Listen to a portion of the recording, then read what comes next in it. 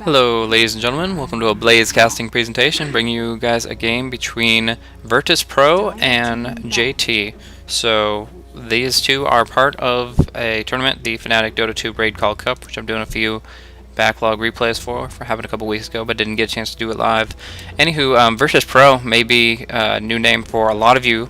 If you guys pay attention to the news for the teams at all, this is a primarily Russian team that the members are being released gradually, and that we don't know exactly who all of the members are going to be, but I know that NS is a very, very well-known all-star in the Russian scene, and also it's rumored that at least Dread is another one of the members, so they're keeping the name secret for the moment, but they will be revealed gradually over time, and we'll see how that new team does. I know they have already lined up a couple of tournaments, including this little open tournament that Fnatic did, but they're going to go up against JT, which I have casted one of their games before, and they performed very, very well with a lot of fun action, and they were able to perform their roles extremely effectively, got their Morphling some kills and stuff. I remember that pretty well.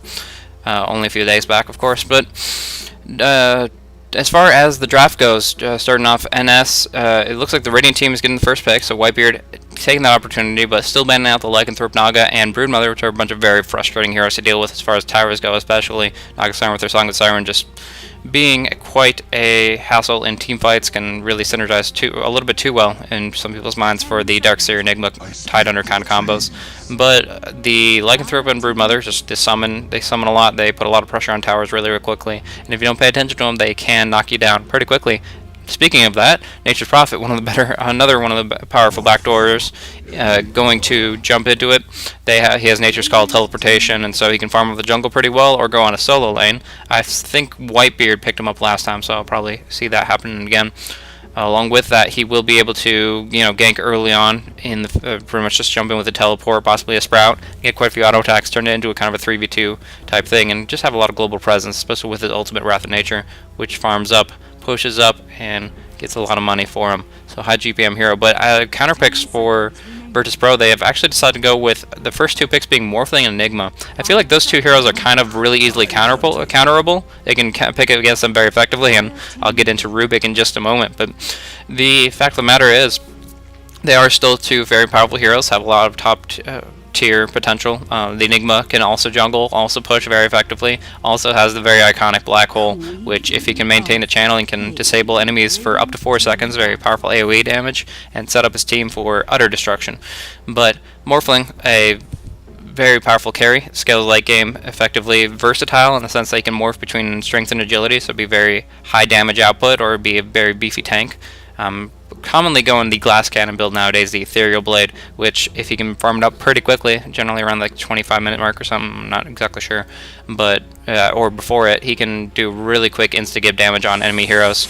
And so Whitebeard has to watch and make sure he doesn't draft too many low HP supports, because otherwise they do really have to worry about that if he can farm up that ethereal pretty quick.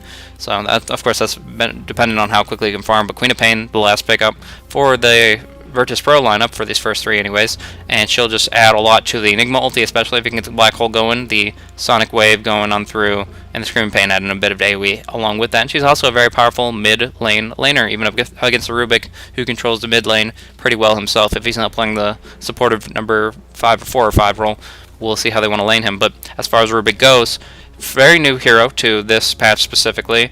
I think he was only, I'm trying to remember what week it was released, but it was very recent, and he has a spell steal available, so he can actually use the spell steal up against either Morphling and steal his morph, and turn all of his agility, which he doesn't use much of at all, is pretty much just sitting there for armor and attack speed, not a big deal, turn that into strength and become like a 2000 HP intellect hero, which is quite considerable.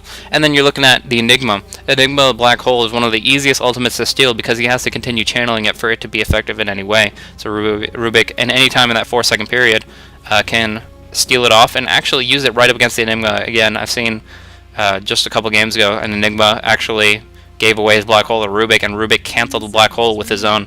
So it's pretty cool. Hopefully we'll get some interesting play like that. But of course the Tidehunter, iconic with his lane support potential, adding on the Ravage for some AoE damage. Really like that draft there. And the kind of over with that, elaborate a little bit too much, missed out on the bans. Tinkerband, Lichband, Venomancer, and Leshrac. Surprised Leshrac didn't pick up sooner. He's kind of really big in this push meta game with the Diabolic Edict, especially with Nature Prophet, pretty good coupling there. But they definitely want to get the counter initiation, Rubik and Tidehunter, the long range Ravage to knock off the Black Hole as well. I think counter picking was a bit of a priority there, so good on Whitebeard there. But Beastmaster going to go and have the Roar available to either lock down the Nature's Prophet or the Rubik or whatever carry Whitebeard decides to draft up, because they have not picked a carry just yet, and there's still quite a few on the board. Maybe the Anti-Mage, he hasn't entirely fallen out of the meta just yet, has a lot of potential to do a lot, or maybe something a little more unorthodox. That'll be fun. But in the meantime, as far as lanes go, I suspect Rubik will pick up the mid, Nature Prophet in the jungle, but that would leave Shadow Shaman and Tidehunter in lane supports, unless Tidehunter, I think I recall one of the JT guys, Derp, picking up Tidehunter and going on a suicide lane. Or that. Holy crap. Juggernaut. Haven't seen him recently at all. If I recall correctly, he's not really played as a card carry because he doesn't scale as well. His crit's pretty good for bonus damage, but he's actually kind of played as a pusher, adding some points in that healing ward, and you can make your creeps, especially the Nature's Call Trents, tank up quite a bit. And then when you get a level 6 Shadow Shaman adding the wards to it, it's going to add a lot. But Smurf's picking him up, and he's going to try to farm up and do what he can with it. So we'll see how effective that's going to be, but they are up against a Morphling, and that is a ticking time bomb of carry potential. So they really have to push hard, push fast, and bring some towers down. But they do have the team lineup to do it. I mean, friggin' Shadow Shaman, Juggernaut, and Nature's Prophet, and then, of course, assisted by Rubik and the Tidehunter.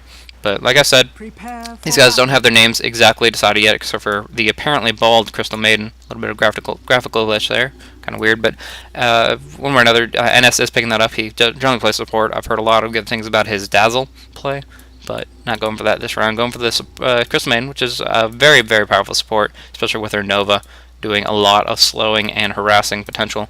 But Morphling going up on top lane, starting with a Magic Wand. I don't know how I feel about that. I kind of see a Ring of Protection picked up. You can always get the Magic Stick at the outpost, and is there going to be that much spell spamming going on in his lane? I can't really tell. Lagging a little bit. Hopefully that does dissipate. Can't see why it would, but anyways, on bottom, there is... I'm going to just pause the replay real quick and figure out what that lag is. Sorry about that. Should be back in recording again. Just had a little bit of lag. Fix that up. It seems to be very smooth now. So jumping back into it, looks like Whitebeard has 5 clarity. He's going to be looking for the jungle, and with that he will be able to farm up pretty quickly. Hopefully get that Hand of Midas and get some early GPM for that hero to really put out a lot of pressure. But again, the Morphling. I was talking about the Magic Stick. I don't think there's going to be that much spell spam, especially on top lane, where there's probably going to be like a solo Tidehunter. Yep, Derp making his way up there with that Stout Shield to sustain. Magic Stick, I would say Ring of Protection built into a Ring of Aquila would be that much more effective. But, well, that's his choice, and we'll see the Magic Stick if it is useful, if he does go up against a number of charges or whatnot. But the Quelling Blade already taken on Juggernaut. He does want some early farm. Push down pretty quickly, maybe get a quick blade mail, who knows. But Beastmaster, seen this a lot recently. Beastmaster goes on a suicide lane, but his main focus is not to get experience in the lane itself, it's to survive, move around a bit with the Boots of Speed in this case, and then throw axes over the ravine here, and with that being able to stack up the creeps either with his wolf or just with his axes themselves and be able to AoE them down at a later time, making up a lot of that golden experience. But in the meantime, Smurf is going to be having a very happy time laning here. Shadow Shaman available in case he wants to pressure. Right now I believe Mozart, Wolfgang, whatever, does think that he's 1v1ing the Juggernaut, and that will, if he oversteps himself, that may be a big mistake. Rolo coming around looking for the Shackle, not going to be in range though, and actually getting a couple hits on himself.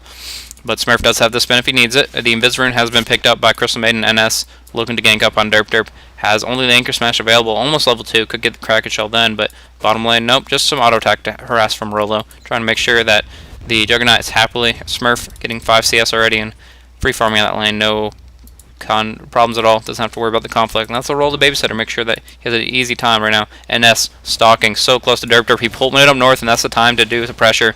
Put the Nova out, put more auto attacks off. She I think she should have gone down this way. Would have closed the gap a lot more, and they could have maybe even brought her down. Brought down Derp with like 5 more auto attacks. But meanwhile, bottom lane, Whitebeard staying very active, will survive the tower last hit, and he, with that TP in, doesn't even need the Sprout, just brings down the Beastmaster, assists on that kill, and even with the boots, he's not able to escape against the shackles, against the spin. So that's going to be the opportunity for them to push right off the bat. I mean, the axes are decent counter push, but they're only level 1, 90 damage times 2, not going to be a big deal. And with that, the healing ward may be coming up soon, I don't know. I haven't seen too much of Juggernaut in the pro scene, but Smurf topping out the CS charts and putting a lot of damage on the tower. And tanked up quite a bit by those Nature's Call creeps. And here comes the healing ward, so they're going to be able to keep on to the push for at least a little bit more longer. I mean, the creeps themselves aren't... the melee creeps will take at least one more auto attack from the tower. That'll be a big deal. So this tower is going to be forfeit, and it looks like somebody's going to get the last hit. The Fortify goes on through, Rolo taking some damage, but rotating it around a little bit, and now it should be the last hit coming around, and it will be killed by Juggernaut, no deny. In the meantime, middle lane Quamp looks like she just picked up her bottle from the courier. Yes, she did. And pretty aggressive with double mantles, making sure she gets a lot of last hit gold. Bottle even going, and bringing some stuff to the Enigma, looking for that soul ring. No Basilius. He's actually going for that Basilius really early on. Tobacco controlling the mid lane pretty well, has the double damage ring, controlling the runes, and they don't want to stop. They're JT pushing up on the tier 2 bottom real quick, just showing the power of the push build. Looking at this unorthodox pick, I don't think that Virtus.Pro saw it coming. And with that, the healing ward and the Trent's rank 2 been able to do a lot. Now he's looking to TP on mid lane, puts the pressure out, at least save Tobacco, please. She's slowed down with the Shadow Strike. They're looking for a Malefice stun. Not going to happen. Virtus.Pro will at least be brought down as well. Whitebeard didn't even finish his TP there. He canceled it multiple times over. He knew that he couldn't save him, but 1-for-1 trade. However, this Ruby kill is pretty big for the Queen of Pain. She is already having a level advantage just by a little bit of experience, and getting that kill on him or being around it will make sure that she is topping that out. Now he's TPing back in, trying to recover from it, but does he even have a bottle yet? He does, so he will be able to maintain, maybe build a drum or something along those lines in the near future. In the meantime, Airman, I guess, it's 18 CS on the top, has that Ring of Health, looking for the Linked Sphere in the near future. Long time off, but if you can get by like about 20 minutes, that's really good timing for it. McDeath gets quite a bit of harass from the Fade Bolt, but it looks like he's just going to be able to bottle up and look for that next rune spawn, which will be in about 5 seconds. Meantime, Ravwar is spending a lot more time in the jungle than the Nature's Prophet has, but that tower kill, giving it to his entire team, all that gold, I think is a lot more worth it than just a Soul Ring and Basilius, that's for sure. But Nature's Prophet picking up another rune. That rune control is really important right here because McDeath just emptied out his bottle. Anyways, on Virtus.Pro trying to knock out, Frostbite was put onto him, but they just both TP out. Once the Frostbite was used, they're like, hey, you have absolutely no way of locking us down. Very smart move by that. The Frostbite mini stuns, with the Nova, anything from Queen of Pain, they're not able to do anything to stop the teleport other than killing you. And keeping that in mind, both of them having the TP scrolls available and avoiding 2 easy kills for Virtus.Pro from that. Very, very nice play. Magic Stick on Tidehunter too. I mean, really, how much is he going to weigh for him? That's my mindset. But he has picked up 9 charges, so Morphling got something out of that at the very least from a lot of Anchor Smash action. Now we're looking at rank 2 Malefice on Enigma. That'll proc 2 instances of the stun, which can be pretty effective in locking an enemy down. On bottom lane, however, didn't catch it, but Juggernaut caught out by himself a little bit too far forward, trying to farm on the creep wave, but NS says no, starting with the Nova and then the Boar slow. Rank 1 Boar, but it still does that decent amount of slowing. I think it's 30%, but Tool not really helping me out with that. Meantime, pulling in the boots, picking that up from McDeath.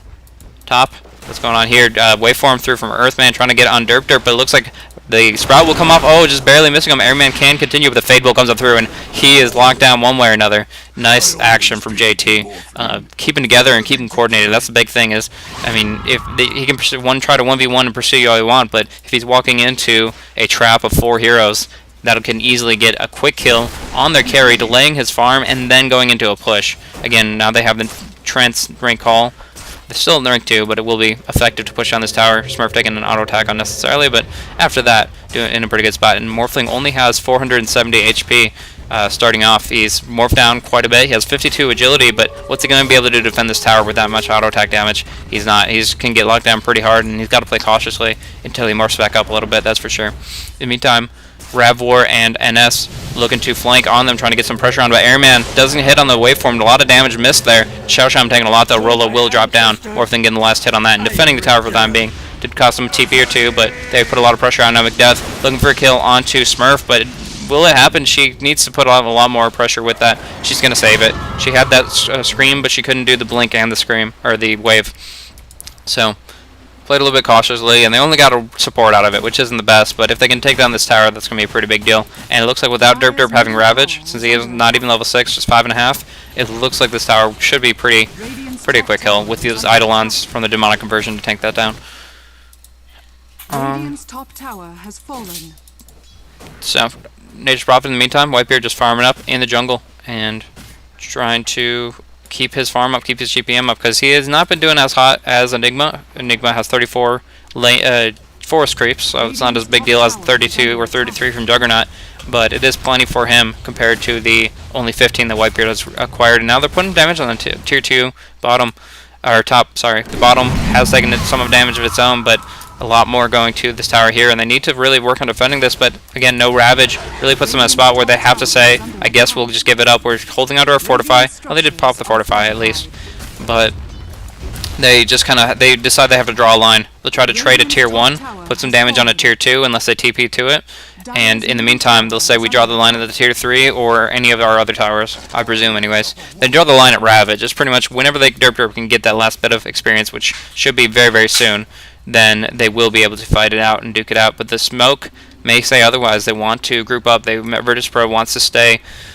on the aggression and get Morphling as much farm as possible, or at least give him the breathing room to do so, because he has a Perseverance plus 10 damage and a lot of regeneration from that. And now the Roar is available. Tabak gets roared up. He's in a really bad spot right now. NS will slow him down, and there's no way he's getting out of this. Yeah, he will drop down. Holy, what are they doing? They missed him. Auto attack. One more. He has bottle. He has the Salve. Or will he try to neutral? I don't know. But he does get dropped down with the last auto attacks. The Whitebeard trying to pick off a little bit. But I'm really surprised that happened that way. The Omni Slash is available in the jungle, but it looks like it's just going to burn down the boar, which apparently has a hero health bar now. I don't know when that happened, but not a big deal. Radiant's middle tower is under attack. Magic Stick, Magic Wand for the Crystal Maiden.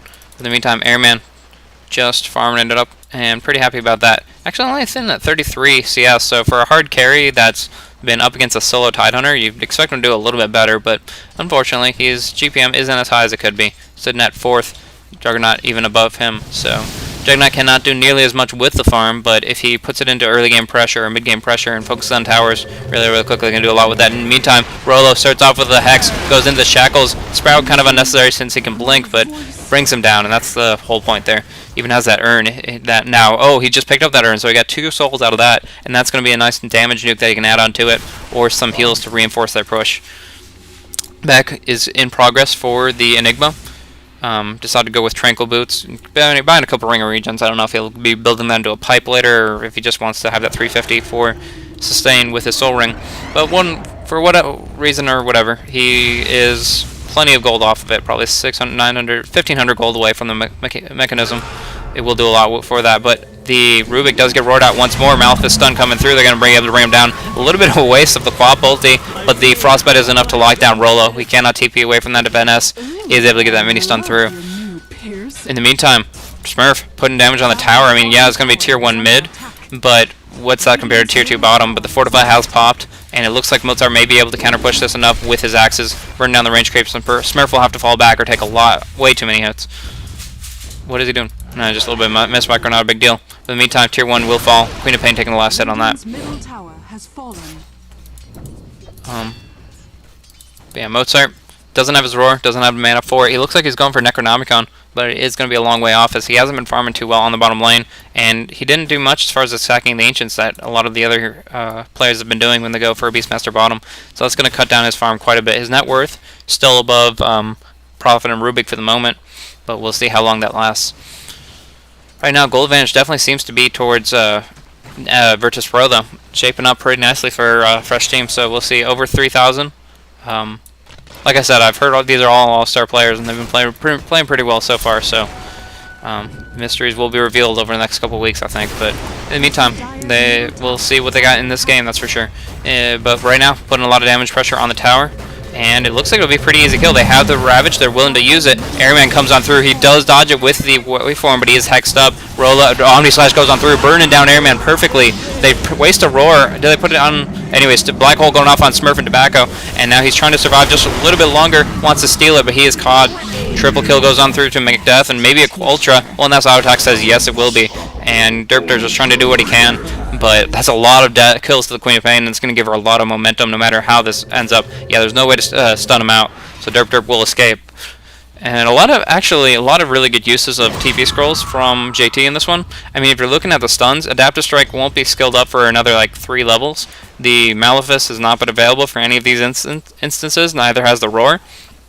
So it's really been the Frostbite that's been the only thing that can prevent their TPs, because they just, JT recognizing they don't have that much stun. But as I was saying, that team fight did not go the way of JT at all. They definitely got hurt really, really hard with that Sonic. I mean, did she even Sonic Wave there? She did a lot of damage, that's for sure. But she just, I think, with mostly with the double damage rune and back-to-back screams, that's for sure.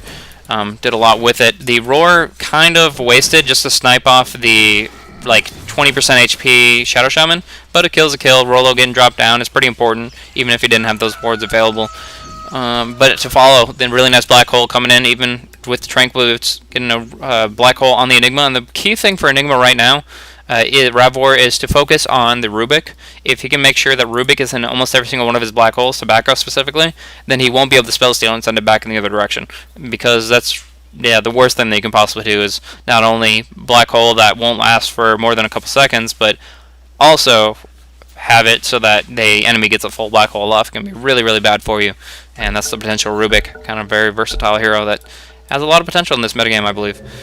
In the meantime, Roar wants to come on through, but he wastes the man on the Axis, so until... Does he have a Soul Ring? I don't think so. No, he's looking for the Necro, like I said.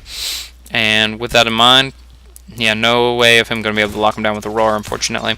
Omni Slash was really good, and one thing I will say JT did really well is burning down that Morphling extremely quickly, despite the Ravage not locking him down based on the fact that he waveformed through. Speaking of which, speaking of locking down the Morphling, Wrath of Nature comes on through with the Nature Prophet, maybe just enough damage because of that. He comes into TP2. The waveform is almost up. It is up. He needs to do it, and he will survive just for the moment, but he's pretty low on mana. He's out of Agility Morph. He will drop down with any more damage to him. He's morphing, but is not doing anything. And turnaround, actually. Ravor, the Malefice stun taking 3 times, and is able to kill Rolo upon the tower. So nice little bait there. In the meantime, Beastmaster getting killed on the bottom. Macdeath put in the ultimate into Tobacco, and he will bring him down, but NS is pretty low as well. Whitebeard all over the map. He teleported top, now he's teleporting bot with the scroll, and NS should drop down with an auto attack from him. Blink away from Macdeath. Looks like he will survive for the time being. Ravor going in, trying to bring down Derp all over the map. Both sides doing a lot of action here. Macdeath running for his life, has an urn on him. Ravor wants to kill on the Tidehunter, will get it with a Malefice stun. Back over to Macdeath, gets Omni Slash, gets crit really, really hard, and the chase ends on both sides, getting that 1 kill, and that's going to be, I guess, an even trade technically. But the Ravage is still back, has just now come back up and available. Will be very helpful in the next team fight, that is for sure. What I was trying to say before all that crit madness happened was that the Morphling was really well targeted in the middle lane. The fact that even though he was able to dodge the Ravage with the waveform just out of sheer luck almost, the nature, they were able to not lock him down the Hex and the Shackles, and then they Omni Slash focused him down so that he couldn't just benefit as much as he could from his heal over time, and taking him out of the fight really quickly negated a lot of damage that they could possibly do, and going from there. And that's, yeah, really good for them. They're doing okay in this game, but remember, maybe he benefits so much if you can get this Lincoln Sphere by maybe 20-minute mark. 15 is really what you want to have happen, but he's been ganked too hard for that. He has dropped down to, he has 1, 2, and 2. So not exactly as much as he want to be, especially with that 57 CS. He's been, one thing, carries generally speaking, like, I think the, what's his name, Smurf has done a little bit better about this than Morphling has, is that the carry tries to stay away from fights and tries to avoid them, tries to stay alive for as long as he can, and avoid confrontation in order to get the farm. He'll take easy kills when he can, but he doesn't want to just jump in on them unnecessarily and possibly die and get focused down. And so I think Smurf has been split pushing quite a bit, but Morphling's been in like almost every single engagement. Now he's doing his job up top, but up until this point it really hasn't been the case. Tobacco does steal a Call of Wild, pretty decent spell if you can micro it up. Flying Boar here, funny glitch I've seen a couple times, but 2 Flying Boars, is it? Yeah, it is indeed. So, 1 is dead. But yeah, no, NS, looking for a drum, I believe. Macdeath, in the meantime, just farming up the enemy jungle, takes GPM where he can get it. More Airman, putting a little pressure. The tier 2 has already fallen low, so there's not really much to push beyond the creeps themselves. Juggernaut going for a movement speed build? I completely agree with this in the sense that the one great weakness of Juggernaut, other than the fact that he doesn't scale that great in the late game as Omni Slash is static, other than the auto attacks he gets in between, is they actually are looking to maybe pressure on this Roshan. I'm not sure, but with the black hole it's going to be very difficult to do so. Anywho, they are putting a lot of damage on Roshan with the Eidolons, but with the build for Juggernaut, he's going phase boots, drum, and Yasha. He's going for full movement speed. One thing, other than his scaling, I think Juggernaut's weakness is really his mobility. After he Omni Slashes, there's really no way for him to stay on top of people, especially just, you know, spinning around his base movement speed, but 305 plus 114 with the phase up, or 173 with the phase up. That's a really fast Juggernaut, and he can stand top of people pretty effectively with that. And I guess he'll go into Manta with that, presumably. Anyways, Smurf just kind of chilling in there, making sure that the Roshan is denied. They know that, both teams know that they don't want to commit to being in the Roshan pit with the enemy team on the outside, so it's kind of a counter bait that they're just like, you go first, no, you go first. And in the end, nothing's going to really get accomplished there, but just the fact that JT is on top of that denial, making sure they don't get a free Roshan. Very essential. Wereman, what's he doing? He's Omni slashed up, very aggressive, and the Tobacco steals the Morphling's waveform. Could have followed up with a Fable, didn't even need it. Derped over on the other hand, pops his Ravage off. Anchor Smash maybe, I don't know, doesn't matter. But the ward's gone through. Perfect ward trap from Rolo. Mozart fights his way out. He's taking a lot of damage. Will finish that up. Ravor does pull in two. He's going to kill off Smurf and Rolo, I believe. And Wiper trying to TP out. Frostbite is available, going to pick him off. McDeath on top of Tobacco. He's trying to bait him back into the wards. Not going to happen. The Whitebeard does fall. Now they're blinking on top of him. Oh, wow. Beautiful play from Tobacco there. Queen of Pain, I only caught to the last end of it, but Queen of Pain didn't have that much health. She blinked in aggressively, and before the scream could go off, he was able to waveform right on her and finish her off. Nice, and then easily waveform back to safety. So really good steal, really good usage of a very powerful nuke spell. So nice action from Tobacco.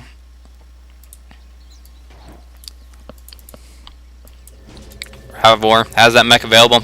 I'm not sure if it was on cooldown for most of that engagement or if he just decided not to pop it, but I think Queen of Pain could beg to differ that he could have used it. Meantime, Necro 1 is up and available.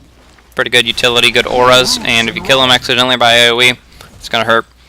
It's just one of its mechanics, and it does have mana burn as well, but I don't see that being that beneficial up against the Radiant lineup that much. In the meantime, that Roshan that they were looking at before, they are once again. The Necronom minions will be able to tank up in just a little bit if he wants to summon them now. Doesn't really want to commit to it. McDeath teleporting in, looking for that Scythe of Ice ASAP. Only needs 500 gold for it. So we'll see in a moment, but the Roshan looks like it will be uncontested. The Treants do go in, so they know it's going to happen. They want to get it. They know they can't stop the Roshan, but they want to get some kills out of it. Dara does fall. Queen of Pain picks it up. Tobacco comes through with the waveform. Beastmaster already down. Enigma to follow. They're all over this. The telekinesis, they need another disable. Rolo has a channel, and they will bring her down once. I don't think they can do it twice. It has to be perfect on the Hex. Yeah, I don't think it's possible. The Hex does go on through. Double crit, and the waveform and the Ether Shock. The burst is there. Holy crap. And even finishing off with a Fade Bolt. Triple kill for Tobacco. Oh, wow. That was a beautiful team fight for Tobacco and his teammates, just perfectly chaining the stuns, and I didn't think that was going to happen. I knew that they could go in and maybe pick up a kill or two, but the Roshan did fall. It did go to Queen of Pain. That much was uncontestable. But they came into it, and they took 5 kills and an Aegis off, so that's effectively 6 kills for 0. Big, big coup for JT in this game. They were so far behind, but now look at the net worth, as it must have jumped up quite a bit. Now Juggernaut sitting at 7,300, plenty of gold available, has the drum, he's got something in the courier or somewhere.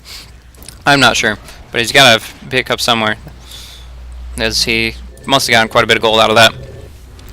But yeah, no, that team fight went 100% the way of JT. They did perfect disables, burned down the Morphling extremely quickly, or actually started off with the Beastmaster and the Enigma. Neither one of them could get a good ultimate off. The Mechanism didn't even get popped. Enigma got burned down so quickly by all 4 of them right there. Didn't even pop the Ravage, didn't need it. Just kind of focused. Very good coordination there. And the disables were there to stay on top of. Even a Queen of Pain with a rank 4 blink and an Aegis to the Immortal wasn't safe from that team fight. Wow. Nice play from them. And could swing things back in their favor. I mean, the gold has not been at all where they wanted it to be, but now drop it from a 3,000. This is what they did last game, is a huge deficit. A little bit later, I mean, a longer deficit, but this one, nevertheless, coming back, and they, even though they don't have the carry, they're doing quite a big swing, and holy crap, that experience. Negative 2,000 to positive 3,000. That team fight was exactly what they needed to get in this game. I was really worried this would be a stomp once Morphling got his action going, but that Lincoln Sphere is once again delayed. He's finally picked up the ultimate orb, or at least the gold for it, but he's still at 21 minutes, doesn't even have the recipe. So that is what happened. Mozart, the smoke ends, he looks for the Piglet, stacking the Roar on top of it. He is going to drop down too quickly though, because, you know, it is a level 8 Shadow Shaman. He is not very tanky. That is for sure. Sorry about that. But back on top, Airman trying to farm up as best he can. Smurf wants to go up against him. Mono Mono is looking for that, waveform back to the south. The Manta Stock, don't know why I couldn't think of it, is going to be finished up pretty quickly. Just needs a recipe for that. Is that an illusion rune? Okay. Force Staff up on the Rubik, so he's a lot more mobile, can do some pretty cool stuff. If he takes off the black hole, he can jump right in on wherever he wants to be and do a lot with that. We shall see on bottom what's going on here. Tobacco wants to defend it. More TP's coming in. Whitebeard in the action. Ravage only goes on one. NS can be picked off pretty quickly, but here comes Ravor with a black hole, and Tobacco gets cancelled. Hexed up by the Shadow Shaman. The Scream goes on through the Sonic Blast. 2 supports are down. The rest still up and kicking. Just axes on the Rubik. He wants something more, but it's not going to happen. He's going to get dropped down. I do believe he has the wand, but it's not going to be enough. And this tower will be... Will it be? Derp Derp escapes just narrowly, but the tower will die. Enigma picking up the last hit on that. I think probably should have just handed it to Quapman, but whatever. Enigma does pick up that last hit. No big deal. Yeah, that Manta Style is available once he picks it up. Omni Slash on the creeps, not exactly what Smurf wanted to do. Right. What? Wow, that was rank 3. I didn't know he was level 16. Look at the levels. Holy crap, I'm looking at like these level 9s and 10s and 11s. I thought that was the dumbest move because he didn't have enough bounces, but proved me wrong. Level 16, being able to Omni Slash on a full wave of creeps, and with a little bit of lucky crit action, burning down the Morphling completely unexpectedly. Definitely put a little bit too much in Agi in that one, man. And just like he got 3 crits in that. I mean, it's a pretty good percent chance, 35%, so he could rely on a couple, but that was very fortunate for him. Now going on Macdeath, he doesn't have the blink for 2 seconds. Will they do last auto attack? Nature's Prophet starts his ultimate. Make sure it's locked down. Nature's Wrath indeed. Ravor looking for a kill, gets the Malefice onto Smurf. His spin is on cooldown, but he can honestly just stand and fight. There's no support coming in. NS and Enigma can't do too much against a level 17 Juggernaut. They will take off his healing ward. He is frostbitten up, but he's so fast with this movement speed build. He can stay on top of them as much as he wants, and indeed he will. Here comes the spin, but he sees the waveform and immediately falls back. Good response. Does he have a TP scroll? Can he use it? Whitebeard getting locked down pretty hard. Will keep Smurf alive, but it will sacrifice himself for that cause. Same thing with Rolo. Rolo and the Juggernaut both falling to run away, but at least it wasn't all 3 of them. It was just Whitebeard TPing away in their faces, kind of baiting out. They wanted to make sure they got 1 kill, and Virtus.Pro in general, just wisely taking the kill that they could get, but unfortunately that did mean that Juggernaut got away. And is he on a killing spree right now? Just says opponent for gold, so no killing spree for the moment, but he's doing very well. That's just what is surprising me. I mean, again, I've had his level up for a while, level 17 in a world of 13s and 15s. I mean, only 2 15s, so almost everybody else is below that. But as far as that goes, he's doing very well. With the 660 experience per minute, he stayed on the lane. He's made sure he gets the farm, and now he's stalking the Morphling. You'd never think of a Juggernaut stalking Morphling, but Omni Slash, here we go. Doing a lot of damage, burning him down, and Nature's Prophet helping him out as well. Now, roared up, but he's spinning. Doesn't do any damage to him, and now he's going to be able to gets 2 creep kills really quickly, and now Mozart in world of trouble. Come on, Sprout, over the cliff. Oh, the Nature's Call perfectly fine, and the auto attack damage may be enough. Oh no, the Malefice will save him, but they lock him in with Ravor locked in with Smurf. The axes pull him out for the moment. Frostbite goes on through. He has to spin though. Needs to spin.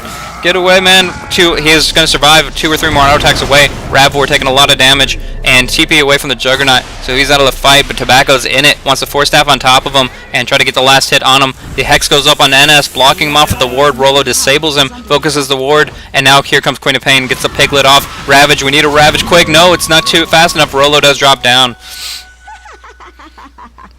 Macdeath has a Ghost Scepter, wants to pursue, but kiting around those wards will be sufficient. No, it will not. Rubik in range of this range creep was seen spot out and was dropped down. Derp. Careful, very careful about not wasting that Ravage. It's very instinctive just to be in a bad spot and pop it off, but he knew it would not be beneficial for his team, so he hangs on to it for the time being.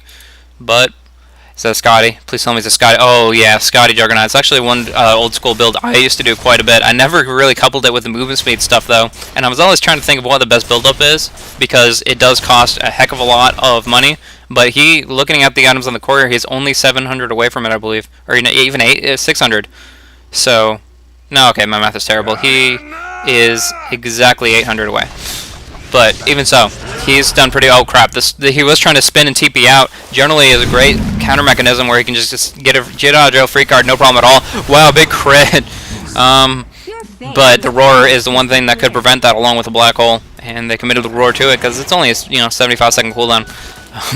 NS took quite a bit of damage from that crit, along with the Nature Prophet getting the last couple bounces of it. Nature Prophet, he has picked up an Aghanim Scepter, haven't really protected his farm. He didn't go for the Midas, just decided to go for a little bit more early pressure, early activity in team fights with the Urn of Shadows, and also a little bit of push with the Basilius, so good action from him, but he has farmed up his Aghanim Scepter, and that does that much more damage across the map. Lincoln Sphere, fun. Oh wait, what's going on here?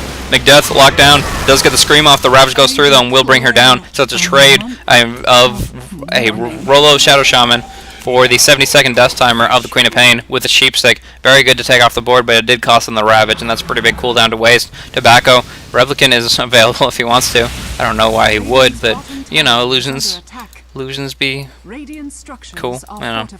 He can jump to it, gives him a little escape mechanism. Airman looking to go aggressive. The Urn goes off. The Telekinesis goes up. The Gush goes through. The Telekinesis will keep him for, the Lincoln Sphere will keep him for a while, and with that he will be able to replicate out, no problem. In the meantime, Enigma pushing on the bottom tower, didn't even catch it. Looks like Airman was able to delay them. They were playing games too long in the middle, and with that, the tier 2 tower on the bottom lane was taken down by Ravor and Friends and company. Tobacco has his own replicate up, fearless for the moment. He can get Malefist up, and then he's like, okay, well, I'm gone. See you. And it does cost him a decent chunk of mana, like 150, I think, but not the biggest deal in the world. In the meantime, looking for the BKB, has the Blink Dagger, has Mechanism, now looking for the BKB and has completed it. And with that, there's very little that can be done to prevent it. Pretty much with the Ravage, anything from the Shadow Shaman, nothing, even a Sheepstick wouldn't help. It's all the only thing that will prevent the black hole that is in a BKB from going off is going to be a Rubik spell stealing it and turning it around with his own black hole.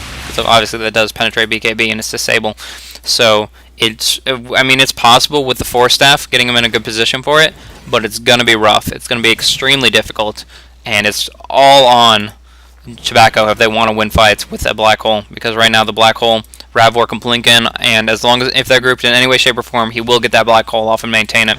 So it's going to be very difficult. In the meantime, Necro 3 has finished up on Beastmaster. It's a very good aura, does a lot for it. What's going on here? The sheep goes off on Amadeus Mozart, but maybe a mistake by Rolo. He pops his ward off just to get him out, but Derp does get stunned up.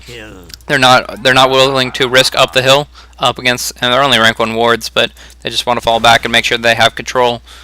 Take it at a steady pace, and that's what they're going to do. The Roshan is back up and available. The wards will expire in like 30 seconds. In the meantime, Morphling Airman is farming up for the moment. He does have a Replicant down by the Queen of Pain, just falling around, able to jump in the team fight if he needs to, but it does not look like that's going to be the case, as nobody's really contesting anything. They're just scouting out the Roshan, making sure that's not a big deal. In the meantime, Rubik's still using that Replicant. Wants to make good use of the scouting mechanism at the very least, and it's a pretty decent illusion. I mean, he's baiting out at least 3 spells right here, so doing some work at the very least. Nothing big, but is that a Blink Dagger on the Queen Maiden? Holy crap, I haven't seen that in a long time. He's actually ranking his Freezing Field because he's with an Enigma, and the Black Hole combined with Freezing Field is a lot of potential damage. It's like a Shadow Fiend ultimate, the Requiem of Souls. It's just over 4 seconds instead. And a lot of damage potential, but JT, that doesn't sit well with them. They want some aggression. They want to either contest the Roshan, which they already scattered out with the trees, not happening, so they want some blood. Even if it's just Crystal Maidens, they want to be a little bit aggressive, or maybe just look for a Ninja Roshan. Nope. They are scouting around.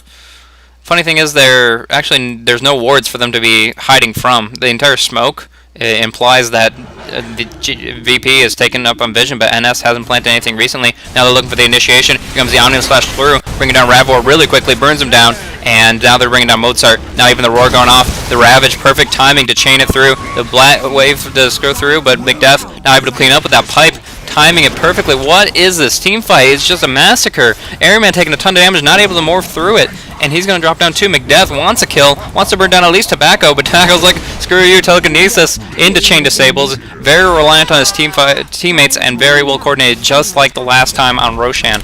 That was exactly how they wanted to go. VP caught off guard with that smoke. I mean, they didn't even need the smoke because, again, there's no wards down here. So VP not keeping up with the wards. They got initiated on the Force Staff, started off, brought down Enigma before he could do anything, same with Beastmaster, and then from there they were just able to focus people down with perfect chain disables, kills. Perfect chain damage. The Ravage came as soon as one thing ended and just went downhill from there. McDeath gets dropped down, big disables. Bought back for that. Holy crap, that's a lot of gold down the drain. 1,102 level 19 deaths. He just lost almost all the gold he's accrued over the past 10 minutes. I mean, that's an insane amount of gold that he just dropped down on the chart. I mean, he was probably close to second place. Now look who's top dogs. Smurf and Whitebeard up hitting here with the gold. Ravor wants to retaliate, wants to get at least some action on there. Could roar on Tobacco at least. He will drop down. Overstate is welcome, but his teammates will survive.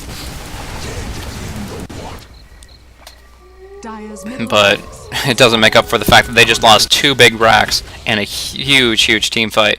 They couldn't get their ultimates off. They got quickly picked up. The disables before he could even pop a BKB. I mean, BKB is literally one click, instantaneous, but right in their force staff and with the telekinesis, picking them up and starting that matchup off. It's just really good initiation all across the board from JT, and they definitely earned that fight, that's for sure. And even like right when the I keep forgetting the name, Sonic Wave goes through from Queen of Pain, the pipe is popped like a second before that too, and doesn't do nearly as much as it could, keeping everybody alive. And it's just like, if you have that much disable, if you have that much supportive utility, and you have enough follow-up damage to bring them down when you're focusing and coordinating very well, that just shows the strength of a team right there. All around, with that kind of initiation, there's no way they could lose. That is for sure. Now, the Blink Dagger is available on Crystal Maiden. Curious if she's going to be able to do much with it. Quick kill on the bird. Screw you and your scouting. Takes it off with these wards, which, you know, can never underestimate vision, even if it's not on a cliff right now for some reason. It's still something that they can really do a lot with, but the smoke comes through. Wards are pretty quickly countered by that. Smurf gets focused down with that. The Ravor does start off the black hole. Is the damage to follow it, though? Yes, it is. This pipe does go off, but it's too late. Smurf does drop down, and he's not going to be able to do too much with it. Omni Slash does go off, though. It will bounce quite a bit, but after that, he will drop. He's still alive. He's fallen back, and he should survive. Ravor taking a lot. Rolo drops the wards. Perfect blockage. They have to run right around them, and it's going to do a lot of damage to them. Crystal Maiden is flanking, and Queen of Pain flanking on the west, but Mozart does get dropped down, and NS is on the run. So that team fight turned from a smoke gank and a beautiful black hole taking down 2 with a Queen of Pain ultimate to they just took down their 2 key initiators. They forced everybody else back on low HP, lost nobody but a Tide Hunter, and now they're going to take Roshan and give the Aegis to the Smurf, who's already back to full HP. With that, Eye of Scotty has a very high health pool, and of course the healing ward, healing based on percentage of health. So he's back up to full, maybe a couple of earn charges to help him out there, 4 stacked up on Nature's Prophet to use at his disposal. Crystal Maiden trying to be cute and snipe up the Roshan. Tobacco wants to make him pay for it with the 4 staff, but neither going to succeed. No endeavor across the board.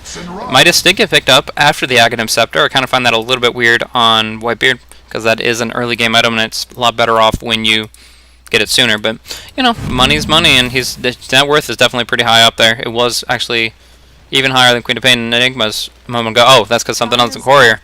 He has picked up something off the Courier. I guess that's a Sheepstick. The Sheepstick was picked up from the secret shop or something on the quarry, given it to him as a little bit of a gift, and that's where it jumps right back up. Now we're a little bit buggy when you don't have items on hand. But they're looking at tier 2 top tower, and with that, a Roshan kill, obviously the Aegis, and then the tier 2 top tower. It's really big, and he actually dodges the adaptive strike with the Manta, I think. Even if not, it's not that big a deal, because Morphling, not the glass cannon needs to be, and McDev, disable, gets dropped down alongside NS, and they're in a really poor spot right now with Derp having his ultimate in 22 seconds. They know that when they've met their match, and they're calling good game, 35 minutes in, that they haven't even pushed the racks other than mid, but that's a drain on their gold, that's a drain on their potential. Whitebeard pushing up the tower easily, and now they're going in for the kills. 8 seconds from now, there's really nothing they can do. They know they don't have the black hole for nearly as much time, and they're going to lose at least 1 set of racks in that time period because they just have that much push. So good game, well played, and good action from JT, again with the comebacks. I love casting comeback game. They're that much more exciting because it's like, okay, well, had a little bit of issue with the laning phases. They'll work on that a little bit, and bam, team fight after team fight, perfectly executed, and they just really, their picks all around, every single one of the heroes that they drafted up were used in a very specific manner to make sure those accomplished, especially the chain disables, the damage from the Omni Slash, getting Juggernaut those early levels wherever we needed them, and just perfect initiation and coordination there. So really well earned. I honestly was surprised at the All-Star Russians, the NS, Victory Ravage. But the Virtus.Pro lineup didn't manage it, but you can just see the net worth graph. Well, actually, I think it's bugged out now, but they did extremely well, and their GPMs show it. The Nature Prophet and Juggernaut especially really stacking the items against them, and went from really fun builds. The Juggernaut especially, I really love this Scotty, this unique type stuff, especially for a very rarely seen hero, which always adds spice to the game. So this was very fun to cast, very active, and so far that's 2 comebacks in a row that I've casted for these guys. I don't remember the first. I watched one game before then, and I don't think it was a comeback, but it was a while ago, so I don't exactly recall. But this was a very fun game, and Virtus.Pro, a very solid team of players, even if I don't know each and every one of them. They're very skilled, and both teams did a lot there, but JT socking it to them with a really nice team fight. So good game, well played to them, and I believe I looked up online that they went on to win the tournament, but I'm not sure.